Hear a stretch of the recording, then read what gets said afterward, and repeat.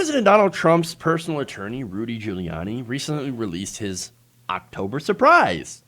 That surprise, of course, was allegedly damning personal emails involving Hunter Biden with the help, of course, the New York Post. The New York Post, of course, is a Murdoch-owned enterprise, and so it's going to be generally pro-Trump. Now, fortunately, we know that there were some reporters inside who have a shred of journalistic integrity that are warning that, like, hey,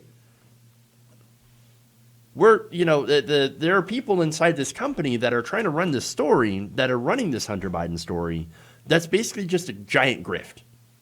It's not even real. One source within the Post told CNN's Oliver Darcy that the entire Hunter Biden story is being handled by a small group of editors over the objections of many of the paper's own reporters. This is too crazy even for the New York Post. Insane. He said this, according to that source. Quote, all this Hunter Biden shit is being done in its own bubble. It's happening on an island within an island. Islandception. So, okay. Now, the story itself has been widely discredited and blocked from running on different social media outlets, Facebook, Twitter, YouTube, all that stuff. And so, I mean, actual journalists look into it and they're saying not only this is garbage, but this could be deliberate misinformation by foreign actors to try to create a Hillary's email-esque result, which I don't think, again, I differ from the mainstream thought in saying that, the Hillary emails was like a major factor in Hillary Clinton losing. No, it basically confirmed a lot of what we already thought about Hillary Clinton, in the Democratic Party. Interesting Freudian slip there. And, really showed how the Democratic Party screwed over somebody like Bernie Sanders and goes after the left.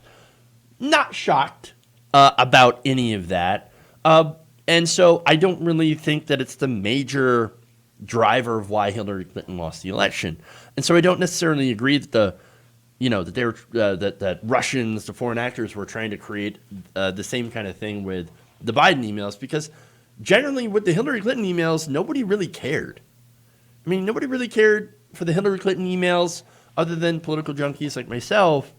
And of course, people on the right who scream about the emails. It's the same thing with the Biden emails, allegedly. People just don't care. I could certainly see a situation where most working people, especially if you've been impacted by COVID, you've lost your job and you're, days away from getting evicted. You're not going to give a shit about the emails. I mean, again, most people won't. So now, that said, these allegedly showed smoking gun emails between Hunter Biden and a senior Burisma, or as Donald Trump says, Burisma. They say, pronounce it Burisma. A real beautiful company. It's a real beautiful company, Burisma. It showed allegedly something setting up a meeting with Joe Biden back in 2015. Again, completely debunked. The story itself, by the way, was written by a former producer of Hannity. So Sean Hannity's former producer, real trustworthy source there. But again, even if it was true, even if there was something there, well, a Republican investigation found no criminal activity. So, yeah, did it look bad? Obviously, it's a big PR image problem, sure, but nobody cares. And one of them actually did show a humanizing moment for Joe Biden. Again, Hunter Biden's had some addiction problems his entire life. And again, it is funny how Republicans would talk about, oh my God, the opioid crisis, and Obama's not doing anything about it. And it's so terrible that this is all happening in the Midwest. Now it's affecting us. So we need massive changes in criminal justice, which I agree with, actually. But okay, you care about that, but then when it comes to Hunter Biden, you make fun of him. This is a guy who needs help. And so, I don't know, maybe it's because I'm super lib. It's I'll give the guy some help. He needs help. to kick the habit, right? Now, look, you could point that out, and you could also say, hey, look, if it was a black person living in Baltimore, that person be thrown away by under Joe Biden's crime bill, would have been locked away for the rest of his life for doing those drugs, and that's a fair thing to point out. And it is important also to point out that Biden has recently said, like, look, what I did in the crime bill was wrong. We shouldn't be throwing people in jail for drugs. And that is the right position, not throwing people in prison for drugs. Nonetheless, the email, the big reveal in the email, or at least one of them, was this message. So apparently Hunter Biden sent his father a message just lamenting about how he's a quote-unquote fucked up addict, right? That is hurting his father's political career. Here's the response from Joe Biden. Good morning, my beautiful son. I miss you and love you, Dad. You got him. Oh, you got him. No. Look, here's the thing about that.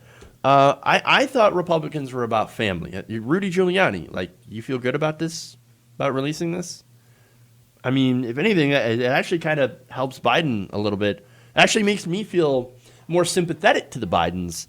And I hate you for that because I don't want to like the Bidens. I'm a leftist. And he's part of the establishment. What are you doing? You're making him seem like more of a sympathetic figure and a good father. Like, stop it. Fucking stop it. I don't like it. But look, the source also said that the paper's decision to publish the smear against Biden's was gross, but they say that they're hopeful that most voters would see through the bullshit. Quote, it's heartbreaking to me as a journalist, but makes me happy as a citizen that most people see the grift. Yeah. And that's what it is. It's a grift. And that's all right now the Republican Party is. It's a massive grift. Stealing from middle-class people, poor people, and giving all the money to the rich and to the corporations. That's what it is. But in order to hide that, they've got to come up with these conspiracy theories and bullshit stuff, right? This is kind of red meat that desperate conservatives will latch onto in order to distract people from coronavirus and the economy, which now Biden is actually doing better on when it comes to who do you trust more in dealing with the economy, because we've already had 4 years of Donald Trump and nothing really fundamentally changed. Okay, under Donald Trump, and again, you could say that nothing will really fundamentally change under Joe Biden. Maybe we'll get a minimum wage increase if it gets through Mitch McConnell. Don't know. I hope so. All right, anyway, there's more here. Actually, no, there's not more here. All right. So look, I don't think this is going to work on anybody other than those hardcore Trump supporters. You know this, okay? Most people don't care. It does a little bit to humanize Biden, assuming these are true. Look, and the thing is, people already see him as a pretty likable person, according to the polls. This is not me personally. Again, I'm a leftist. I see through the bullshit. I see through the platitudes, whatever, right? But I guess, in the context of defeating Donald Trump, likability has, well, I mean, it's an important thing, unfortunately, right? So I'm not going to harp on it. My priority is beating Donald Trump first, and then later on going after Biden. That said, I don't really care about the emails. I suspect only a hardcore Trump supporter, a conservative, or somebody who really, really despises the Democratic Party and Joe Biden, I suspect that they're the only people that would actually really care about this. And I think they're the minority. They're a loud minority, but again, I don't think it matters to a regular working person who's trying to survive on, $6 a day, because I think that's how much that coronavirus stimulus check really panned out to so far in the last 7 months. And so they're not going to really care because they're struggling too much to try to survive, and they're looking to any sort of hope. And I guess apparently the only hope right now is electing Joe Biden. Ugh, I hate saying it, but unfortunately it's true. If you enjoyed this video, please give us a like and share with your friends. You can subscribe and help out the channel by becoming a patron. It's patreon.com/Jeff Waldorf, or you can become a channel member as well by hitting the join button below.